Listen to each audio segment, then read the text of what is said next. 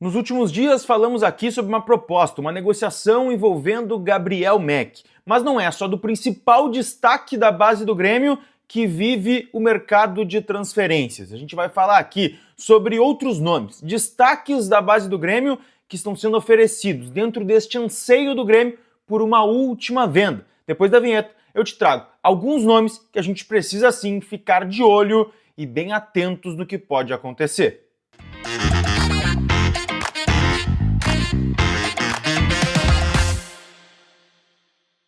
Fala, gurizada, tudo bem? Eduardo Picão com vocês mais uma vez aqui no canal, e antes de qualquer coisa eu quero que tu deixe teu like, te inscreva, ative as notificações, hype esse vídeo aqui embaixo também porque é sempre muito importante, tá bem? Gente, vamos lá, tá? Eu trouxe algum tempo atrás uma informação que eu tinha conseguido dentro dos bastidores, que o Grêmio gostaria de fazer uma última venda ainda na gestão Alberto Guerra.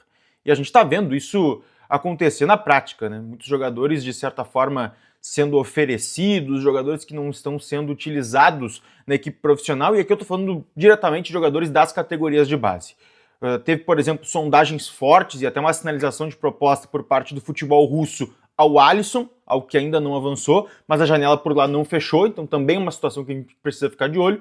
E agora, de forma mais efetiva, com papel timbrado, com tudo, uma proposta na mesa do Grêmio pelo Gabriel Mack por parte do Shakhtar Donetsk. O Grêmio até se inclinou ali, se desenhou a poder aceitar, mas o Gabriel Mack e o staff dele recusaram prontamente. Não é de interesse do garoto sair para esse mercado atualmente. Ele gostaria, inclusive, de jogar mais pelo Grêmio antes de sair para o futebol europeu. Então é uma negociação que acabou não acontecendo. Mas o que a gente precisa ficar de olho aqui é porque tem outros destaques da base gremista que estão dentro desse cenário de oferecimentos, tá? Surgiu uma informação ontem, se eu não me engano, a respeito do João Borne, que hoje é o principal destaque do Sub-17 gremista. Praticamente uma participação em gol por jogo, mais do que isso, inclusive. Está muito bem no Sub-17, é um dos grandes destaques do João Borne, fazendo gol em clássico, decidindo jogos. Praticamente qualquer jogo que tu for ver do Sub-17 do Grêmio tem participação direta do João Borne dentro da partida. Ele que é da geração 2008, que eu já falei aqui em live, falei em vídeo também, para mim uma das principais gerações de base da história do Grêmio, tá? A gente tem muitos destaques dentro da geração 2008 do Tricolor, e o João Borne é hoje o principal destaque da 17, tem uns já que estão na 20, o Mack, o Thiaguinho, vários que você conhece, o próprio Luiz Eduardo, que tem pego convocações também para a seleção brasileira. A informação constava com uma proposta de $500 mil para tirar o João Borne do Grêmio, vindo dos Emirados Árabes Unidos, tá? Os representantes do jogador negam essa proposta, diz que sim, tiveram sondagens e tal, mas nada efetivo para uma proposta. O César fez um vídeo, César Cidade Dias fez um vídeo hoje à tarde falando sobre essa situação também, algumas informações que ele colheu, tá?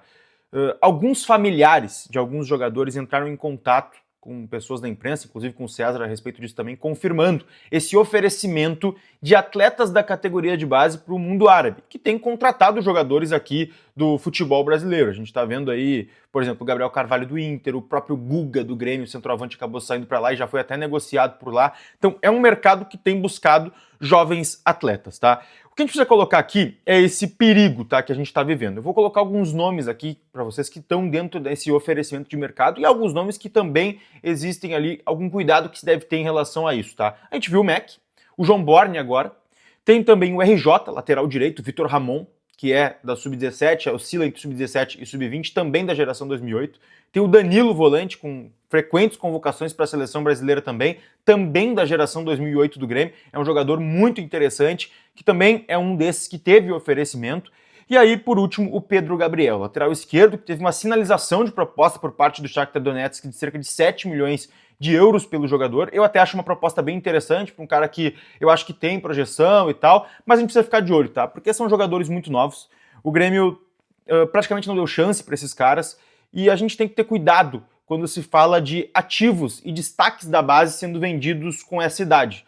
A gente não sabe até onde eles podem chegar, a gente não sabe o que pode acontecer se eles ganharem algumas oportunidades dentro da equipe profissional. E eu sempre gosto de trazer o exemplo do Igor Serrote, tá? Que nunca teve uma projeção assim altíssima dentro das categorias de base. Nunca foi um jogador pensado para ser uma grande venda.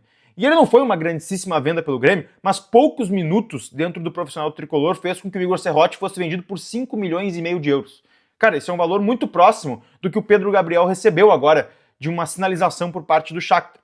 Então, a gente tem que ter cuidado, porque esses ativos eles são importantes, precisam ter tempo ao tempo, E esse tipo de sondagem, esse tipo de movimento do Grêmio de querer fazer uma venda, ela, claro, se tu for pensar nos cofres do clube, pensar num clube que está com uma grana curta, ele é um movimento que às vezes precisa ser feito. Mas tem que cuidar a forma com que vai ser feito, porque tem muitos aí que às vezes vão valer 3, 4, 5 vezes mais. O João Borner nem se fala, né? Uma proposta, mesmo que seja mentira, ou até se falou que o Grêmio aceitaria uma proposta de 4 milhões de dólares por ele, essa proposta é irrisória para um jogador que hoje tem o destaque que ele tem. É uma convocação para a seleção brasileira sub-17, sub-20 que seja, uma Copa São Paulo um pouco melhor que ele faça, esse valor dobra, triplica, chega muito próximo talvez dos 15 milhões que chegaram para o MEC agora, que também é uma proposta irrisória. O MEC tem agora, mês que vem, um Mundial sub-17 para disputar. Alguns jogos bons que ele falou, não estou falando nem de um campeonato regular, é alguns jogos bons que ele faça dentro dessa competição, ele se valoriza muito mais. E aqui eu coloco, por exemplo, o Diego Rosa lá atrás com o Grêmio. Ele não conseguiu jogar no profissional, conseguiu não, né? Nem foi testado no profissional, mas ele fez uma ótima Copa do Mundo Sub-17 naquela oportunidade, foi campeão, se valorizou e o Grêmio conseguiu vender naquela época um volante sem minutagem no profissional por cerca de 12, 13 milhões de euros. Então, é importante tu dar o tempo e saber o momento de vender o jogador.